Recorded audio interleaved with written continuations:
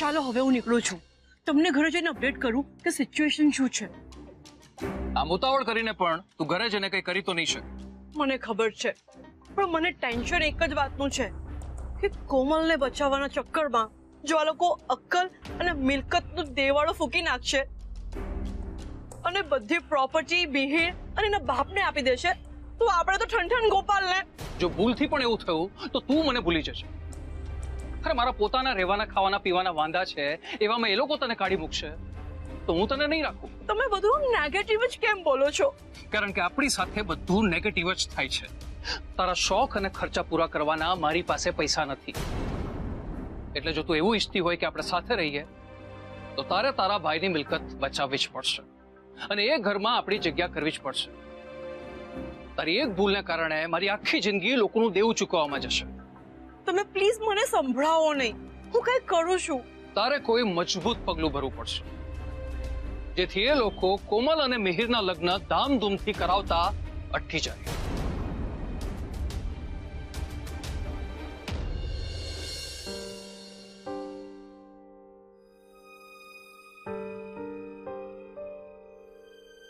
સોનુ, હા સમય થઈ ગયો છે, જા કોમલને નીચે બોલાવતી લાવ. ઠીક છે.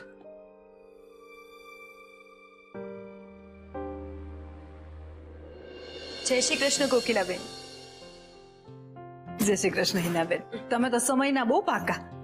જ્યારે કોઈનો સમય સાચવવાનો હોય ત્યારે સમયસર આવી જ જવું પડે ને.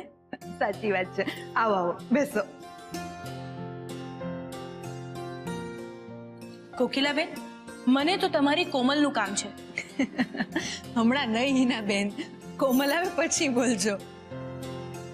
અને મને એમ થયું કે એ આવે ત્યાં સુધી હું પ્રેક્ટિસ કરી લઉં. અરે વાહ ભાભી, તમે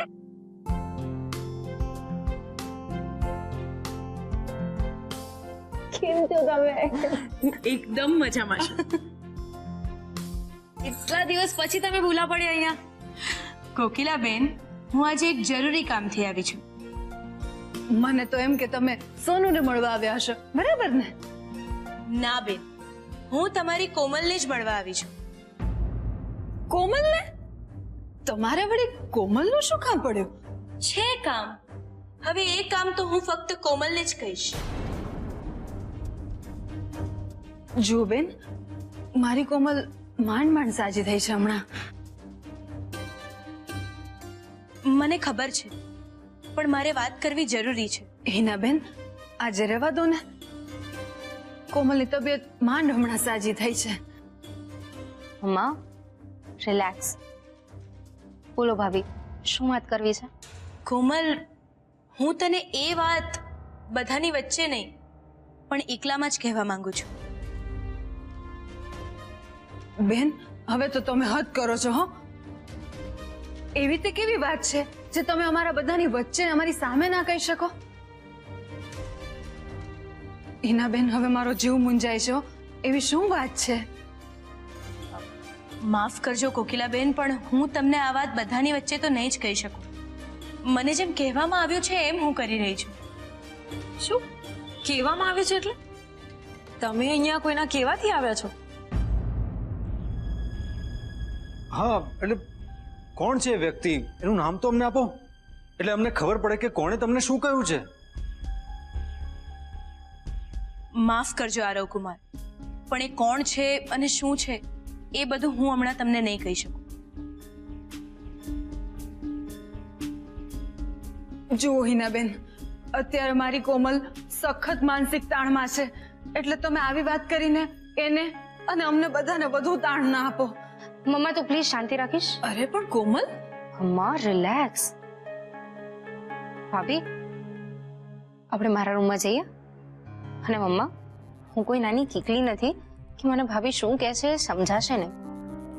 એટલે પ્લીઝ એમને વાત કરવા દે. ચલો ભાભી.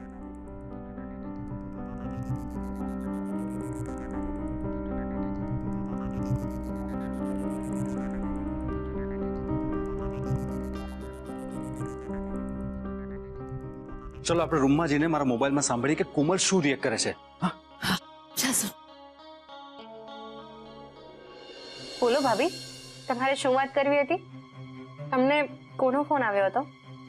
કોમલ, મને મિહિરના પપ્પાનો ફોન આવ્યો હતો. વોટ? મિહિરના પપ્પાનો ફોન તમને આવ્યો હતો? હા, હમણાં આપણને મિહિરના પરિવારની આખી કુંડળી ખબર પડી જશે. મને તો એ જ નથી સમજાતું કે મિહિરના પપ્પાએ કોઈને નહીં અને તમને શું કામ ફોન કર્યો? તમારો નંબર એમને મળ્યો કઈ રીતે?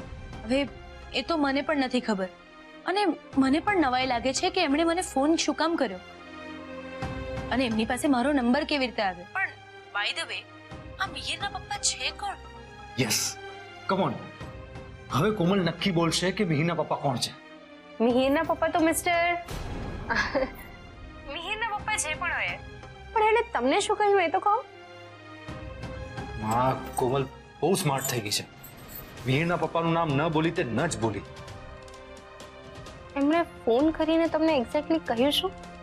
એમણે મને એટલું જ કહ્યું કે તમે જો તમારા વેવાઈના પરિવારનું ભલું ઈચ્છતા હો ને તો એમની દીકરીને કહો કે તમારા ઘરે આવે. અમે એને તમારા ઘરે મળવા માંગીએ છીએ. હા, પોસિબલ જ નથી. ક્યાંય નહીં અને તમારા ઘરે શું કામ? હવે એ તો તું એમને જ પૂછી લેજે. એમણે મને જે સંદેશો આપ્યો તે હું તને આપવા આવી છું અને એમણે મને એમ પણ કહ્યું છે કે મારે તને તારા ઘરના બધાથી છુપાવીને મારા ઘરે લઈ જવાની છે. પણ છુપાવા જેવું શું છે? હવે એ તો મને ખબર નથી, પણ એમણે મને એમ કહ્યું કે તારા ઘરના તને ઘરની બહાર નથી નીકળવા દેતા, તારા પર ચોકી પહેરો રાખે છે. હવે આ કોકિલાબેન એવું કરે એવા તો લાગતા નથી મને, પણ આ બધી શું મગજ મારી છે કોમલ? અહિના બેનને માની ગઈ. એક્ટિંગ કરવામાં તો એકદમ અવ્વલ નીકળ્યા. હાસ તો વળી ભાભી કોના છે? અચ્છા, એટલે એક્ટિંગ કરવામાં તું પણ માહિર છે એમ? તો પછી શું? નહીં, એકચ્યુઅલી આ અમારા પ્રિન્સિપલે શીખવાડ્યું હતું કે એક્ટિંગ એવી રીતે કરવાની જાણે જીવન જીવતા હોય અને જીવન એવી રીતે જીવવાનું જાણે એક્ટિંગ કરતા હોય. વાહ આયશામાં, લાગે છે સવારમાં કોઈ ધાર્મિક ચેલેન્જ જોઈને આવ્યા છે.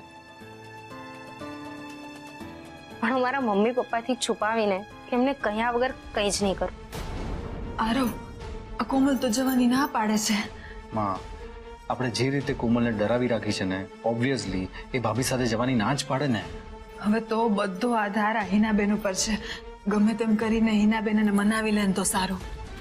તારી વાત સાચી, પણ મને એ લોકો પહોંચેલા તો લાગે જ છે ને. જો તું તારા ઘરનાને બધું કહી દઈશ તો કદાચ બની શકે કે એ લોકો તારા ઘરનાને નુકસાન પણ પહોંચાડે. પણ તું ડરે છે શું કામ? હું છું ને તારી સાથે. અને તારે ક્યાં કોઈ બીજાના ઘરે જવાનું છે? મારું ઘર એ તારું જ તો ઘર છે. હા, પણ આપણે કોકિલાબેનને કંઈ નહીં કહી શકીએ. ઠીક છે, હું આવું છું તમારી સાથે. હા, પણ મેં મારા ફેમિલી મેમ્બર્સને બહુ જ દુઃખી કર્યા છે. હવે મિહિરના પપ્પાની વાત ન માનીને અમને વધારે દુઃખી નથી કરવા માંગતી. માં, તું રડ નહીં. આપણી કોમલ ખરેખર મેચ્યોર થઈ ગઈ છે. હવે આવી ભૂલ નહીં કરે. તો ચલો આપણે નીકળીએ. એમણે બીજી પણ એક શરત મૂકી છે. એમણે ખાસ કહ્યું છે કે કોમલને કહેજો કે કોઈ પણ પ્રકારની ચાલાકી નહીં કરે અને પોલીસને ફોન કરવાનું તો વિચારે સુદ્ધા નહીં.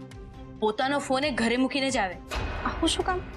એ તો મને પણ નહીં સમજાયું, પણ આ ફોન ન લઈ જવાની શરત મને પણ જરા વધારે પડતી જ લાગી. એ લોકો પોતાની જાતને સમજે છે શું? આ દરેક વાતમાં કે એ લોકોની દાદાગીરી થોડી ચાલે. તું લઈ લે ફોન, જે થશે એ જોયું જશે. એ લોકો ખરેખર ખતરનાક છે. હું એ લોકોની વાત નહીં માનું તો એ લોકો કોઈ પણ હદ સુધી જઈ શકે છે. એટલે ના ભાભી, એ લોકોએ ના પાડી છે તો હું ફોન નહીં જ લઉં. જોઈએ તો ખરા એ લોકો શું કરે છે. ચલો આપણે નીકળીએ. કોમલ હજી પણ એ લોકોની વાત માનવા રેડી છે. ધેટ મીન્સ કે એ લોકોએ કોમલને સોલિડ ધમકાવીને ડરાવી રાખી છે. મને પણ આ સમજાયું. પણ હવે કોમલ આ હિનાબેનની વાત માનીને જવા તૈયાર થઈ ગઈ છે ને, એ જ આપણા માટે સારું. એક મિનિટ મમ્મીજી, પણ આ બધામાં મને એ સમજ ન પડી કે તમે ભાભી દ્વારા એવું કેમ કેવડાવ્યું કે કોમલબેન ફોન લઈને ન જાય? એ તને વખત આવી એ બધું જ સમજાઈ જશે. ચાલો આપણે હવે નીચે જઈએ. હા.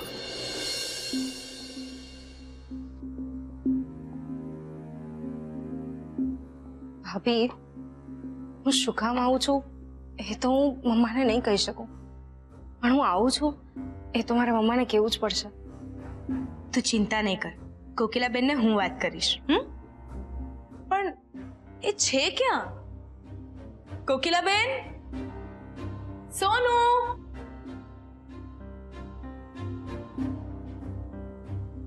હિનાબેન, હવે તો કહો કે તમારે મારી કોમલનું શું કામ છે? કોમલનું મને જે કામ છે એ તો મેં કોમલને કહી દીધું છે. હવે તો બસ હું એને મારી સાથે મારા ઘરે લઈ જાઉં છું. અરે પણ તમારે કોમલને તમારા ઘરે લઈ જવાની શું જરૂર પડી? મમ્મા પ્લીઝ મને જવા દે ને. આમ પણ ઘરે રહીને મને કંટાળો જ આવે છે. થોડુંક ચેન્જ મળી જશે. હું ટાઈમસર પાછી આવી જઈશ. પ્લીઝ ના નહીં પાડતી. હું શું કામ ના પાડું બેટા? મારી તો હાથ છે કે તું જા. પણ બેટા, તારી તબિયત સારી નથી, એવામાં તારે શું કામ બહાર જવું છે? મમ્મા મારી તબિયત સારી છે, આઈ એમ ફાઇન. માં, એનું મન છે ઘરની બહાર જવાનું, તો જવા દે ને. હા મમ્મીજી, એ પણ આપણું જ ઘર છે, ભલે ને થોડી વાર માટે જઈ આવતા. જવા દો. સારું, તારી ઈચ્છા છે તો જઈ આવ, પણ જો સમયસર પાછી આવી જજે. હા ઓકે મમ્મા, થેન્ક યુ. હિનાબેન, આમ તો મારે તમને કહેવાનું ના જ હોય, પણ મારી કોમલનું ધ્યાન રાખજો. મમ્મા તું તો મને સાસરે વળાવતી હોય એ રીતે ઇમોશનલ થઈ રહી છે. મારી મનસ્થિતિ તું ત્યારે જ સમજીશ જ્યારે તું પોતે માં બનીશ. તું જા શાંતિથી, હું તને કંઈ નહીં થવા દઉં. આઈ નો મમ્મા, અને તું પણ ચિંતા ન કરતી. હું પણ આપણા પરિવારને કંઈ નહીં થવા દઉં.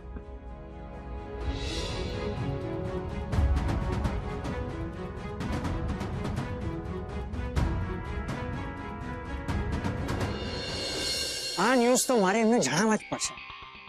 યસ. હા બોલ.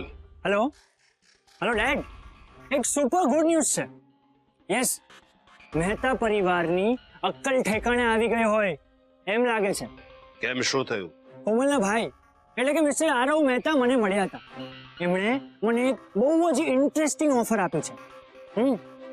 કમ ટુ ધ પોઈન્ટ. કોમલને તારા પ્રેમમાં ફસાવીને એની સાથે જબરજસ્તી મેરેજ કરવા પાછળ તારો મોટિવ અમારો બિઝનેસ, બંગલો, ગાડી, આ બધું પચાવી પડવાનું છે ને? જા, આ બધું અમે તને સામેથી આપીએ. બોલો ડેડ, છે ને એકદમ interesting offer. Of course yes. Lakshmi જ્યારે ચાલનો કરવા આવે ત્યારે મોઢું શું હાથ ધોવા પણ ના જવાય, સીધું વધાવી જ લેવાનું. હા પણ ડેડ, આની પાછળ એ લોકોની કોઈ ચાલ તો નહીં હોય ને? નહીં નહીં નહીં, મને નથી લાગતું એ લોકો ચાલવાની હિંમત કરે. અને ચાલશે તો આપણને ચાલતા ક્યાં નથી આવડતું. શતરંજની ગેમમાં મેં પીએચડી કરી છે, એટલે એવી ચાલશું કે જયરાજ પોતાના ઘરમાં ચાલતા પહેલા 10 વાર વિચાર કરશે. તો એ લોકો સાથે મળવાની મીટિંગ હું ફિક્સ કરી નાખું છું. હા ઓફકોર્સ. જ્યારે એ લોકો આપણને બધું સામે ચાલીને આપવા માંગે છે તો આપણે ના શું કામ પાડવા? યસ. બદલામાં આપણે પણ એ લોકોને એક ચપટી સુખ અને એક ચમચી શાંતિ આપી દઈશું. ખુશ થતા એ લોકો. Dad, simply perfect. હું આજે જ આરવભાઈ સાથે વાત કરી નાખું. સમજી વિચારીને વાત કરજે. મને લાગે છે મારે તારી કોમલને ઇનામ આપવું પડશે. એ શું કામ પપ્પા? કારણ કે એને આપણને બહુ જલ્દી આપણી મંજિલ સુધી પહોંચાડી દીધા, કોઈ પણ જાતની મહેનત કર્યા વગર. યસ ડેડ, હવે મને કરોડપતિ બનતા કોઈ નહીં રોકી શકે. કોમલ, તારું ધ્યાન રાખજે. હા, અને હું તો કહું છું જવાનું રહેવા દે ને. મમ્મા હું જલ્દી આવી જઈશ. ડ્રાઈવર કાકા, આવે હિનાબેન અને કોમલને હિનાબેનના ઘરે વ્યવસ્થિત પહોંચાડી દેજો. તમે જાઓ, એ લોકો આવે છે. ઠીક છે. હિનાબેન, બધું સંભાળી લેજો. સેજ પણ ચિંતા નહીં કરતા. આવજો. ઓહો, અરે હિનાબેન, કેમ છો? બસ મજામાં.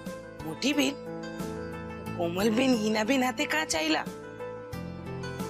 તારે બધી બહુ પંચાયત, કોણ ક્યાં જાય છે, શું કામ જાય છે, તું શાંતિ રાખ ને. અરે પણ બાય બાય. ધ્યાન રાખજો. ચાલો આવજો. જો સાંભળ, મોટી બેન, પહેલા તમે મારી વાત સાંભળો. તમે તો મારી ઉપર એવી રીતે ખીજવાયા જાણે મેં કોઈનું ખૂન કરીને એનો આરોપ કોમલબેન પર લગાવી દીધેલો હોય. તારું પત્યું હોય તો હવે હું બોલું. હા બોલો. કોમલ ઘરે રહીને કંટાળી ગઈ છે. એને હવાફેર કરવાનું, મનફેર કરવાનું મન થયું છે એટલે હિનાબેનની સાથે એના ઘરે ગઈ છે. સમજી? હવા ફેર કરવી હતી તો એમને કોઈ પેલું હું કે હિલ સ્ટેશન પર મોકલવા ઉતા ને. પણ એ સોનુના ઘરે ગઈ હોય તો તને કઈ વાંધો છે? ના ના, મને હું વાંધો હોય. આ તો આયશા બેન પોતાના પિયર ની જાય રોકાવા અને કોમલબેન જાય તો વિચાર તો આવે કે નહીં, નવાઈ તો લાગે કે નહીં. 100 વાતની એક વાત. ટૂંકમાં તારે કોઈને જણાવવા નથી દેવાનું કે આપણી કોમલ હિનાબેન અને કુંતલભાઈના ઘરે ગઈ છે, બરાબર? હા સમજી ગઈ, પણ આવું કરવાનું કારણ તો કહો. સવિતાબેન, તમે ઈચ્છો છો કે આ બધી પરેશાનીઓનો અંત સમયસર આવી જાય? હા તો બસ પછી મમ્મીજી જેમ કહી રહ્યા છે એમ કરો, કોઈ પણ સવાલ જવાબ નહીં પૂછો. અને હા, કોઈ પણ તમને પૂછે કે કોમલબેન ક્યાં છે તો એમને કહેવાનું કે મને નથી ખબર, કશેક બહાર ગયા હશે, બરાબર? હા, પણ હું કહું ને ત્યારે જ આવું કહેવાનું. બાકી તો એમ જ કહેવાનું કે કોમલબેન એના રૂમમાં આરામ કરે છે. સમજી? ઓકે સમજી ગઈ. હે કોઈ પૂછે કે કોમલબેન ક્યાં ગયા છે તો એમ કહેવાનું કે મોટી બેને કીધેલું છે કે કોમલબેન એમની રૂમમાં આરામ કરે છે. મહેરબાની કરીને સવિતા આવું બાફતી ને બહાર ક્યાંય, મારી માં. બેન હું તો મજાક કરતી હતી. ચાલો હું મારા કામે વળગું. હે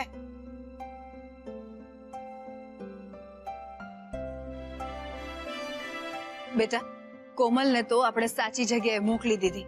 હવે ખોટા લોકો આ સાચા સરનામે આવે એની રાહ છે. સવિતા, એક કામ કર ને, મસાલાવાળી ચા બનાવી લાવ ને, સખત માથું દુખે છે. સારું મોટી બેન. હા સરિતાબેન, અમારા માટે પણ ચા બનાવી દો. ભલે આરુભાઈ. માં, હવે તો બોલ કે તારો પ્લાન શું છે? અને તે કોમલને હિના ભાભી સાથે કેમ મોકલી? કોમલ સલામત સ્થળે શાંતિથી રહી શકે એટલે. હું કઈ સમજ્યો નહીં. એટલે તે હિના ભાભીને કોમલના મેરેજ વિશે, મિહિર વિશે બધું કહી દીધું? હા, તો એ તો કહેવું જ પડે ને. અને આમ પણ એ લોકો ક્યાં પારકા છે, એ આપણા જ છે ને. સૌથી પહેલા મેં હિનાબેનને ફોન કરીને એ જ કહ્યું કે આપણે બંને એકબીજાના સુખ દુઃખમાં ભાગીદાર છીએ અને એટલે જ હું તમારી સાથે મારું દુઃખ વહેંચવા માંગુ છું, જેમાં મને તમારી મદદની જરૂર પડશે. અને પછી મેં એમને કઈ પરિસ્થિતિમાં કોમલને મિહિર લગ્ન કરવા માટે આમ ફરજ પાડી, મિહિર અને એના પરિવારવાળાએ કોમલને કઈ રીતે ધમકાવી, આ બધી જ વાત કરી. અને એમની મદદ માંગી એટલે એ મદદ કરવા માટે તૈયાર પણ થઈ ગયા. સાચું સોનું બેટા, હું આજીવન હિનાબેનની ઋણી રહીશ. મમ્મીજી, આવું કેમ બોલો છો? મુસીબતના સમયે આપણા બંને પરિવાર એકબીજાને સાથ આપે એને મદદ થોડી કહેવાય. એ તો અરસપરસ બંનેની ફરજ છે. એ વાત પણ ખરી, પણ હિનાબેન ખરેખર બહુ જ સમજદાર છે. મેં એમને જે સમજાવ્યું હતું ને એ જ રીતે એમણે કોમલને વાત કરી અને સમજાવી પણ લીધી. પણ માં, શું ખરેખર એમને મિહિરના પપ્પાનો ફોન આવ્યો હતો? તું આટલું પણ ના સમજ્યો બેટા. ખરેખર જો એ લોકોનો ફોન આવ્યો હોય તો મેં એ લોકોને પોલીસના હવાલે ના કરાવી દીધા હોત. આ તો મેં જ હિનાબેનને આવું કરવા માટે કહ્યું હતું. પણ શું કામ? અને આખી વાતમાં કોમલને આયશાના ઘરે મોકલવા પાછળનું કારણ મને હજી સુધી નથી સમજાઈ રહ્યું. મેં કહ્યું તો ખરા, સલામતી, કોમલની સલામતી. જે લાલચનો ટુકડો આપણે આમ એ લોકોની સામે ફેંક્યો છે ને, એ ખાવા મિહિર અને મિહિરનો લાલચુ બાપ જરૂર આવશે. અને હું નથી ઈચ્છતી કે એ લોકો જ્યારે આપણી સાથે વાટાઘાટ કરવા માટે આપણા ઘરે આવે ત્યારે કોમલ ઘરમાં હાજર હોય.